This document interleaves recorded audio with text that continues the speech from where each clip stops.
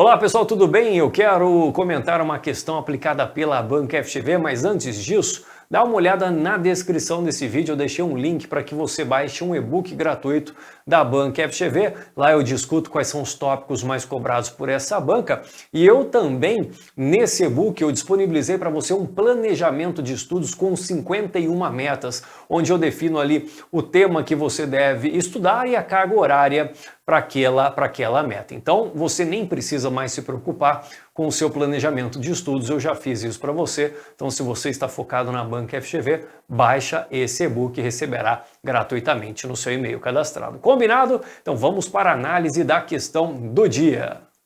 Vamos lá, pessoal, analisar essa questão que não é muito recorrente, né? Uma questão aqui sobre um item que não é tão cobrado em provas, mas a Banca FGV acabou cobrando em 2024. Então vamos analisar aqui o enunciado. Olha lá. Em relação ao cálculo da despesa de amortização de um ativo intangível, considerando que há mercado ativo para ele, analise as afirmações a seguir. Eu já vou analisar as afirmações, antes eu quero saber o que ele vai pedir. Olha, deve-se presumir que o valor residual de um ativo com vida útil definida é diferente de zero quando acontecem os seguintes fatos. Então lembra que a regra é clara. A regra é clara.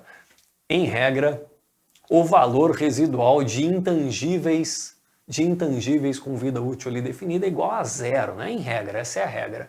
Mas ele traz duas hipóteses onde eu posso ter valor residual diferente de zero, ou seja, eu tenho ali um valor para o valor residual do ativo. Então é exatamente aqui que a banca está brincando, não é muito comum isso cair em prova. Então ele fala aqui, olha, na primeira assertiva, né?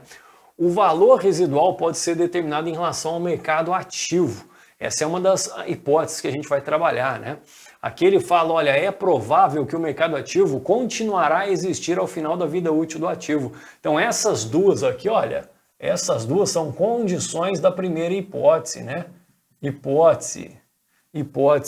Então para existir a primeira hipótese, ou seja, eu tenho mercado ativo para aquele ativo intangível, eu preciso dessas duas condições. O valor residual dele tem que ser determinado, claro, né? Tem que ser determinado, afinal eu estou buscando exatamente essa informação, e é provável que o mercado ativo continuará a existir ao final da vida útil desse ativo, né? Não basta ter um mercado ativo agora, ele precisa continuar existindo ao final dele para eu definir um valor residual para aquele intangível. Então essa é a primeira hipótese. E aqui ele fala que há um compromisso de terceiro para comprar o ativo. Veja só, suponha que você nunca tenha estudado esse item específico. Não é bastante razoável? Ora, pensa bem, valor residual é aquele valor de venda do item ao final de sua vida útil. Então não é razoável essa outra hipótese? Há um compromisso de um terceiro, olha lá, para comprar o ativo ao final de sua vida útil. Então esse vai ser o meu valor residual, percebe? Então essa é a segunda hipótese. Então vamos lá. Aqui ele fala, olha, 1 ou 2 ou 3. Não, são duas hipóteses, né? Sendo que a primeira hipótese a gente tem que cumulativamente observar esses dois mandamentos, né? A B fala, olha, 1 e 2 cumulativamente, então essa aqui é a primeira hipótese, ou a hipótese, a segunda que a gente falou que está ali na assertiva 3, né? Então sim, a alternativa B é o nosso gabarito. Vamos analisar aqui como é que o item 100 fala a respeito disso. Olha lá, deve-se presumir que o valor residual de um ativo intangível com vida útil indefinida é zero. A não ser que, ou seja, então eu tenho valor residual quando? São as duas hipóteses. A primeira hipótese, haja compromisso de terceiros para comprar o ativo ao final de sua vida útil, que foi exatamente aqui o que mencionou a assertiva 3.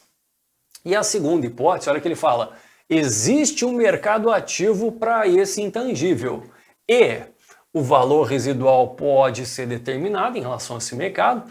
E veja que eu tenho ainda que cumprir uma outra condição. Tem que ser provável que esse mercado ativo continuará a existir ao final da vida útil do ativo.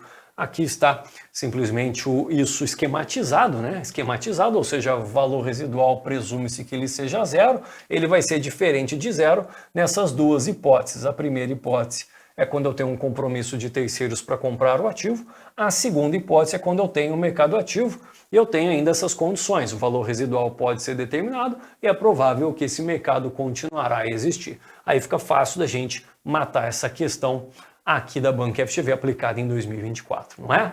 Então é isso, pessoal, um grande abraço e até a próxima.